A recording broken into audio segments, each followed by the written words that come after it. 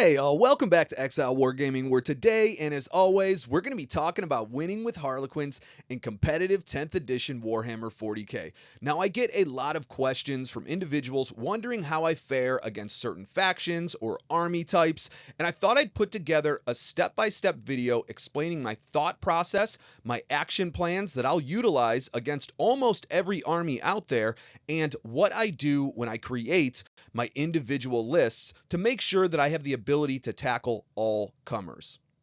So hopefully by the end of this video, you understand exactly where I'm coming from, why I deploy the way that I do, why I enact the game plan that I do in each and every game, how I find success, and why I build the lists the way that I do.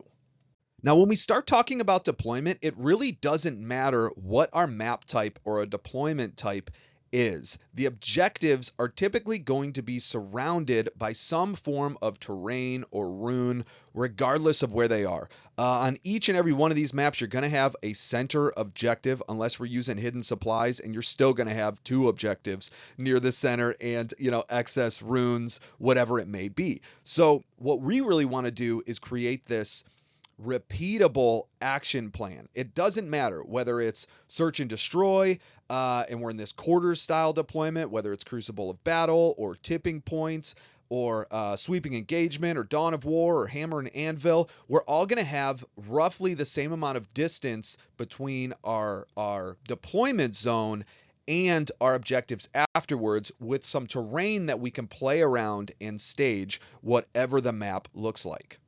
Now, in this game, for example, we were going up against the Chaos Space Marines in the Renegade Raiders detachment, and this was tipping point style deployment. So the deployment line came all the way down here, it cuts over, and then it goes down back here as well. So it's just kind of like a bizarre hammer and anvil style deployment. But it doesn't really matter because the objectives and almost every match are going to be roughly the same distance away, regardless of map or layout or game type. So we want to make sure that we have the ability to continually contest the outer objectives and simultaneously kind of deter them from pushing everything up into the mid board.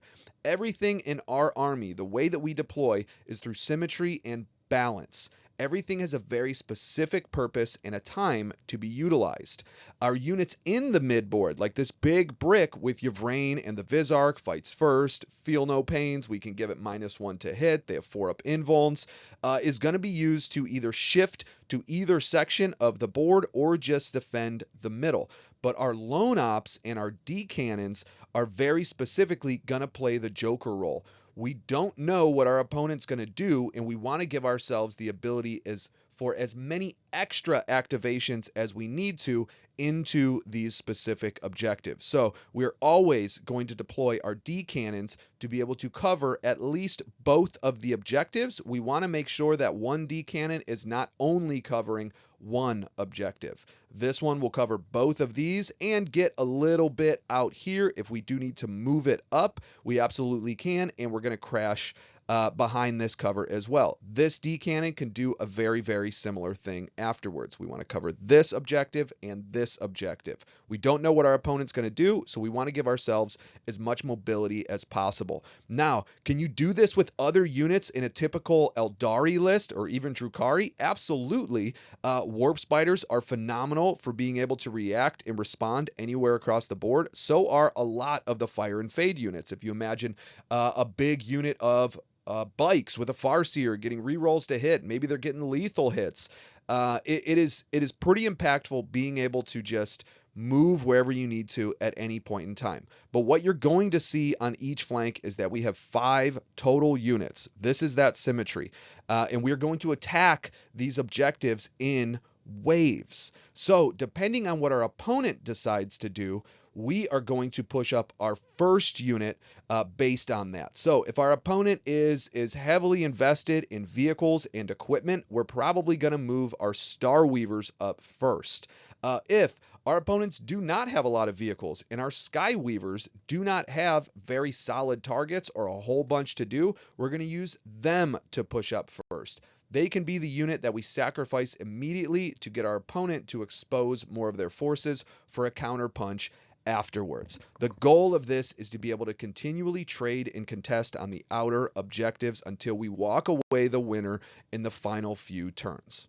Now, in this game, we are going up against Necrons in the Awakened Dynasty with a very, very traditional Harlequins list. There is nothing in this list that says Craft World Eldar on it. We are pure Monoquins. So we do have two big units of troops. They don't have fights first or anything like that, but our opponent isn't threatening to crash our midboard at any point in time. So we are going to use this unit here to keep our opponent from pushing their big brick of Necron warriors into the center. Okay. Now, on each flank, you're going to see quite a few things. Now, while it looks like we're almost abandoning this up here, we do have a big unit of troops to rapid ingress on this corner of the board afterwards. We know that for the most part, that unit of troops is going to come up here unless our opponent decides that they don't want to fight over this anyway. Then we can push them down here, perhaps in a later portion of the game. So in this game, we have 3 units of Skyweavers. There's another unit of Skyweavers back here. There's also another Starweaver over here as well. So we can very, very easily push this unit of Skyweavers up, force our opponent hand.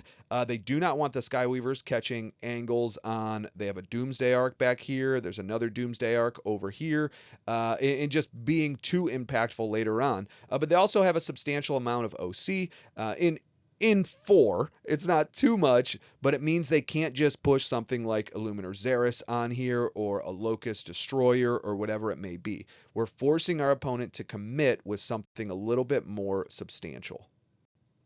So I like to tackle this game in waves, and the Starweavers are absolutely incredible at this. The goal of our army is to essentially out-activate our opponent, and I think far too many people look down on the Starweavers in their ability to do just that. In a typical Eldari list, when you're utilizing your CP to Phantasm regularly or Fire and Fade each and every turn, you don't generally get the opportunity to utilize stratagems like lightning fast reactions, which we will do almost every single game on our first couple turns if we are given the opportunity. So what we want to do in this game, our opponent end up getting the first turn. They put a unit of Legionnaires on this objective. They have a Rhino over here, a Predator Annihilator. There's a unit of Chaos Bikers back here and a Venom Crawler. Their goal is to push up here and then kind of counter us in what we do afterwards. They're doing the exact same thing that we are on this side of the board. You're going to see this in a lot of games. Down here, they had a Rhino with 2 units of Legionnaires in them and a Venom Crawler. They had Abaddon and a Hellbrute and this kind of castle over here. So we know that our opponent really doesn't want to push across the entirety of the board at us. This game was kind of a stalemate from deployment.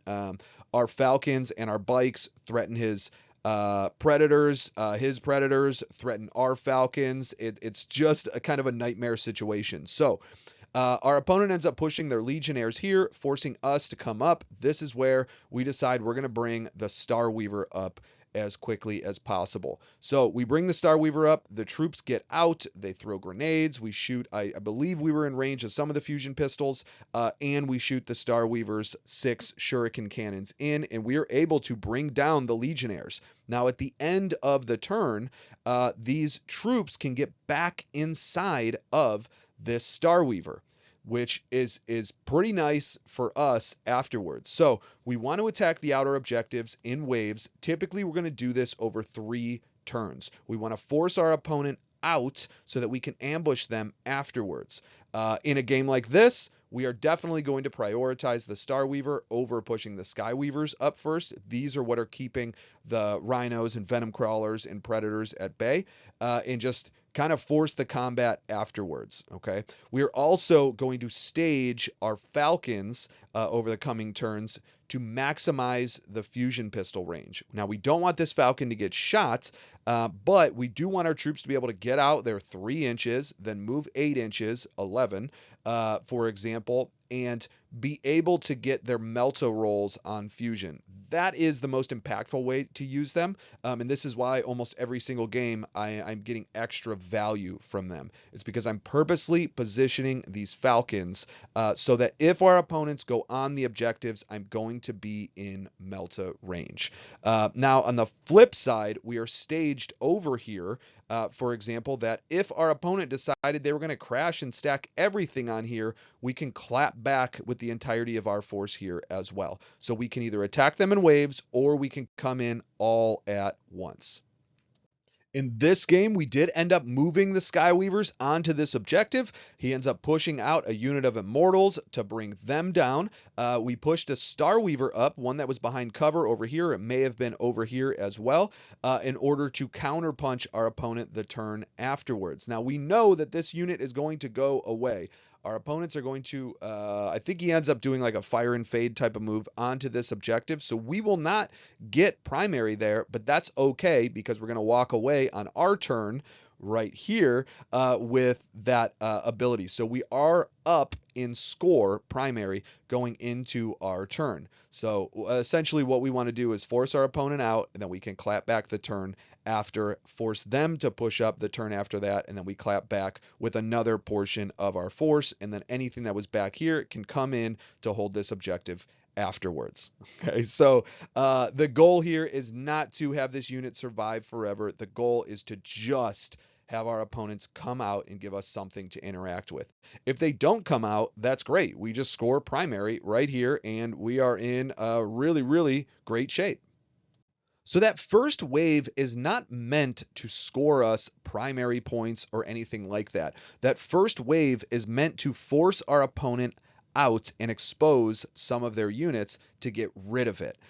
Whether we go first or we go second, it doesn't really matter. If we're getting bottom of the turn on turn 5, then we are in really, really great shape because we can do whatever we want with a ton of mobility, steal some objectives back, gain some points that maybe we didn't have in the early turns. But if we end up going first, then we can really just start the process. So this Starweaver came up here not to steal the objective.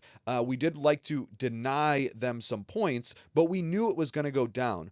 The only thing that we can do from here is make sure that we force our opponent to expose as many units as they can. This Starweaver by itself, in combination with lightning fast reactions and a utilization of a 4 on the fate dice, was able to absorb 4 of our opponent's activations. Now, he was smart. He did not expose the Predator over here. If he did, we would have been able to bring out the bikes and the Falcon to wipe that off the board. And then the turn after, we most likely would have crashed this entire unit of troops or started them making their way over here. These Predators are what's keeping us at bay on this side. So he ends up having to expose the Venom Crawler a hair. He gets a unit of Legionnaires out. He moves the Rhino up, and then the Hellbrute fires a last cannon as well. Because we use lightning fast reactions, last cannons are hitting on 4s. I believe he gets 1 last cannon through. We use a 4 on the fate dice to make it happen.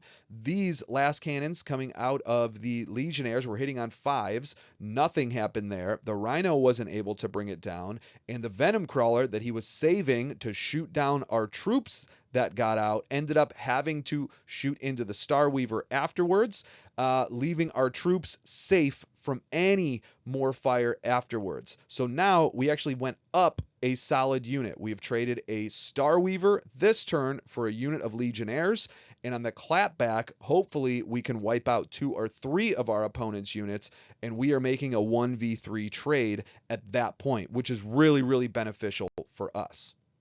Now, in the second wave, we are only committing what's necessary to contest or steal the primary from our opponent. We do not want to expose the entirety of our force for our opponents to shoot at. Right now, we are operating within the safety of cover. If our opponents are not scoring, and we're going to slowly start walking away in this game, which allows us to dictate the terms later.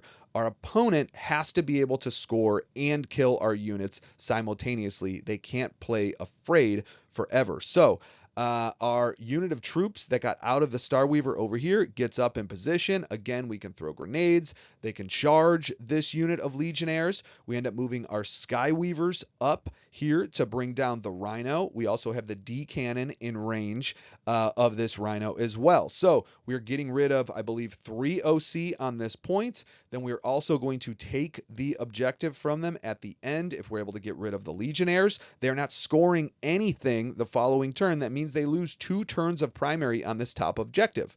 Now at the bottom, over here, our opponent did the same thing. They end up moving a unit of Legionnaires up. In the earlier turn, they brought down the Skyweaver because they had to in combat. The last cannons weren't enough in shooting.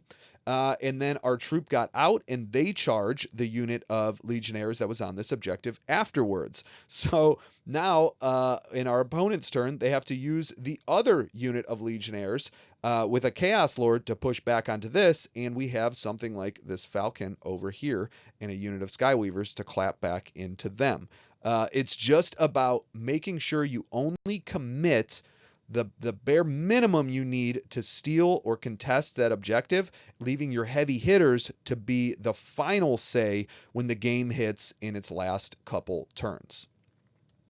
So in this turn, our opponent ended up bringing up their Immortals, and they killed the Skyweavers. What did we do from here? We got out our troops from this Starweaver that moved up, got an angle on all of these Immortals. The troops are going to get out, shoot their fusion pistols, maybe throw grenades, and then they're going to get back into the Starweaver afterwards. But then we use one of our Joker units over here, the Solitaire, to come up behind this rune so he doesn't get overwatched and everything else, and then charge them afterwards. The Solitaire in a game like this is used to support and deny our opponents from gaining this objective.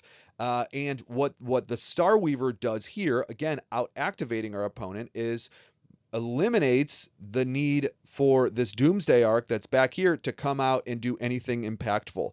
It has to fire everything into this. He cannot bring down the Starweaver and the troops inside. He can only do one. So we're using the Starweaver to just continually push our opponent afterwards. Now down here, again, we're only committing what we need to keep our opponent from scoring primary. So on the first turn, we moved up these troops. He ends up moving a Transcendent Catan from back here all the way up here. They had to be 9 inches away, but he can't charge, so he's not on the objective. On our turn, if we leave our troops here, we just give this Catan a very easy charge and a free unit for no reason, right? He can't do anything beyond this. So we're going to abandon this because our opponent's not going to score anything anyway, and we're going to give ourselves the ability to contest a little bit later on. Starweavers are incredible. We end up moving off 8 inches. We're within 6 inches of the Starweaver. We get out over here. This Starweaver has a Death Jester. He can also play that Joker role and fire into whatever he needs to. Maybe it's across the board. I believe he ends up just shooting into these Scarabs or some of these guys over here afterwards. But essentially, we are just holding back and staging for another turn. So in the third wave, we want to just continue to trade and push the rest of our army forward. This is going to happen as soon as we recognize that our opponent has lost the ability to both score and do damage well simultaneously. We want to make them decide between the two. Oftentimes, we can get them to overexpose themselves or fall out of position. That's what we're doing in a turn like this. We end up blitzing the Solitaire, for example, and we move up our Skyweavers to take out this Venom Crawler. We're not blitzing the Solitaire to do anything wild. We're blitzing him to steal the home field from them and force either a Predator or Abaddon or a Hellbrute down here afterwards, not into our more impactful units later on. This is what I mean by getting them out of position. If the Predator decides that he's going to contest this objective because he's the closest, now he's exposing himself through this entire line of fire where the Falcon can come in, the Skyweavers have angles as well, and possibly get in range of a D cannon. So we really just want to get them in bad positions because they have to choose between scoring or dealing damage. Over the course of this turn, our goal is to just take as many points as we can from our opponent, and even if they clap back and kill us, it doesn't matter because they don't have enough units near objectives to finish the game. So we're going to contest up here, we're going to deny in the center, we're going to continue to score points ourselves over here, and we're going to deny over here. Our opponent may be walking out of this turn with like 3 points in primary after this, if not a 0, because we made this push. Continue to trade, and then just push with everything you can in that third or fourth turn to just deny across the board. Another example is in this game where we do something very, very similar. We ended up bringing our Void Weavers out to get shots, our Sky Weavers, all of it before the Doomsday Arc had to come in, tried to bring down the Void Weaver. Go figure, lightning fast reactions and Fate Dice do a really great job at keeping our opponent from bringing one of these down. This Void Weaver ends up walking away on 2 wounds. The Doomsday Arc down here ends up bringing this Void Weaver. Everything bounces. We just make our saves. So now our opponent is exposed. They do not have a ton of units. This is our opportunity to push and just keep our opponents off objectives for the remainder of the game. We are able to bring down the Doomsday Arc up here. We're able to bring down the Doomsday Arc down here. We are giving our opponent a unit like this, right? Because we're forcing them to interact. You don't want a Void Weaver just flying around, wrecking your units of Immortals or whatever it is afterwards late in the game. So we are going to give them this unit after firing, shuriken cannons into this and the prismatic cannons over here, and we know that it's going to go down to this Transcendent Catan. We don't care. If they're going to score points over here, that's perfectly fine, because we are going to score here, here, and here afterwards. We ended up rapid ingressing our big unit of troops. We were outside of the 24-inch range of the Doomsday Arc when we did that the last turn, and they're going to push up and take this objective from the Immortals and Luminar Xeris. I believe afterwards, the troops that were inside of this Star Weaver are going to come up and crash the center of the board, and then our big unit of Harlequin troops with devastating wounds are going to crash the center of the board as well. This is our third and final push. All they're going to have after this is these units down here, and we can just easily control the rest of the game by activating them for the remainder. From here, it's just a matter of closing out the game. Focus on scoring secondaries and denying them some primary. It doesn't matter what you have to do. Clean up their action units, their small things that may get them 2, 3, 4 points later on in the game. But also, if you have the bottom of the turn, keep some of your units safe so that you can come out and score at the end. In this game, we ended up going second. All we had to do was hold off and hope that Yvraine or the Vizark survived an attack from Abaddon and the Chosen over here. And if we did that, we knew that we were going to be able to get in range and steal this center objective at the end.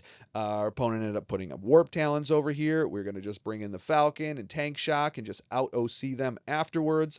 And then we're going to use this Falcon up top to just contest this Predator and a Venom Crawler that took us forever to try to bring down. But again, we're just trying to clean up their action doing units. The Solitaire, who was over here earlier in the game, ended up tricking the Predator to come down here. We ended up bringing down the Predator, and then he had to bring a Hellbrute over to try to keep points there. So these are just units that aren't crashing anywhere else. Give them the home field objective. At the end of this game, we may walk out 20, 30 points ahead just because we staged appropriately. In this game, we do the exact same thing. We win that third wave, and then we just push everything forward to clean up and keep our opponent from scoring anything else. Now, this game got a little bit more out of hand than our opponents, but a really good example of contesting objectives over and over again is this Transcendent Catan took, I believe, 0 wounds by the end of this game, but scored 0 primary. We ended up dropping a Void Weaver, or I think maybe he scored 4 points in primary. We dropped a Void Weaver. It dropped Sky Weavers. It dropped a unit of Harlequin troops, but that was 3 or 2 turns of denying, and then they don't get any on their first turn anyway. And then the final turn, we could just move a unit of Harlequin troops down here and contest again and just walk away the victor from a game like this. This is what staging and attacking in waves does to your opponent. So I hope this helps you understand why I build lists the way that I do. Everything that I do is based around this action plan. This is how I see Warhammer. This is how I maintain this army is relatively competitive, but this is how I would build lists for a whole bunch of different factions. It's not just Harlequins. If I was playing Space Marines, I would build a list to enact this very similar strategy, or Orcs, or Adeptus Mechanicus, or Astra Militarum. It doesn't matter. This is how I play the game best. What you're going to see is very specific units that are meant to push that first wave, a little bit more of an impactful unit on the second wave, and then a more heavy hitter to follow up in the third wave. These are the typical Monoquin lists that you'll see me run, and some of them you've seen over the past couple weeks. So we have our Jokers, we have our Solitaires and Death Jesters in both of these.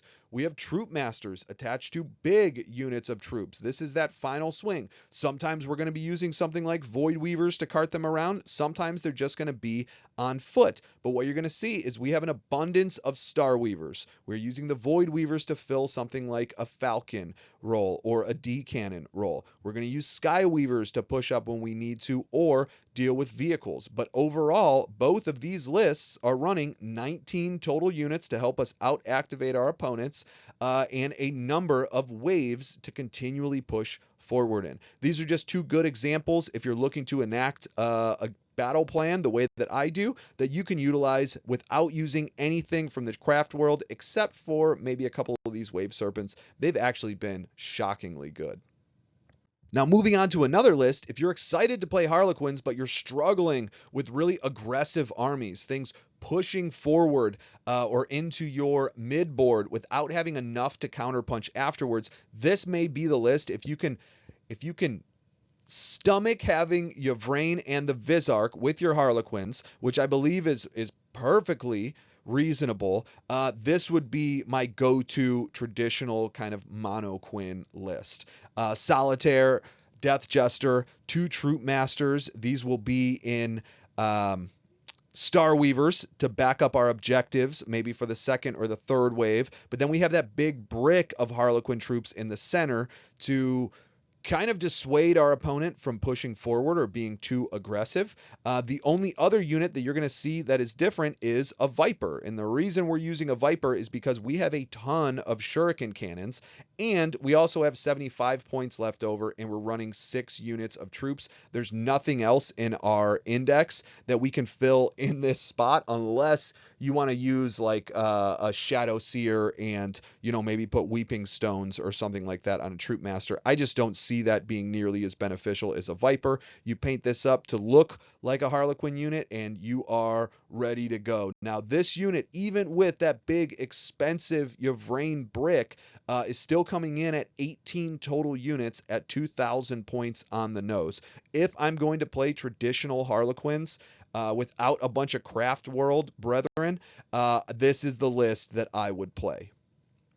And then finally, we have what I deem to be the most competitive Harlequins list. It gives us the most options, and it allows us to dictate the terms of the game way more than anything else. Unfortunately, Harlequins are missing a few key components, mainly that ability to push our opponents off the midboard.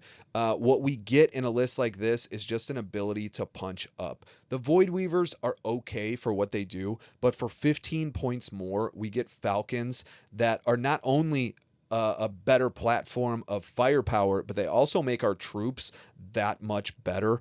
It just kind of seems like a no-brainer. If we're not using Falcons, but we want to be hyper competitive, we might be doing something wrong. And I really, really enjoy the D cannons. I love being able to dig my opponent out. I love being able to have something react to any portion of the board, and the -1 to hit debuff that they hand out ends up being crucially impactful. And a lot of times it saves us from having to use lightning fast reactions as a stratagem the turn after. So especially if they're going to push something up into combat. So this is my tried and true list. If I was going to a GT tomorrow, this is exactly what I would bring. I love it. I understand it. This is everything that the culmination of all the games that I've played with Quins, what I would run. But I also do understand that not everyone is super excited about bringing in some Craft World Eldar units. And that's okay. If you don't want to, those other units are still pretty dang, or those other lists are still pretty dang competitive. This one just seems to be getting the results far beyond what I had ever imagined and what most of my opponents have imagined Harlequins can put out as well.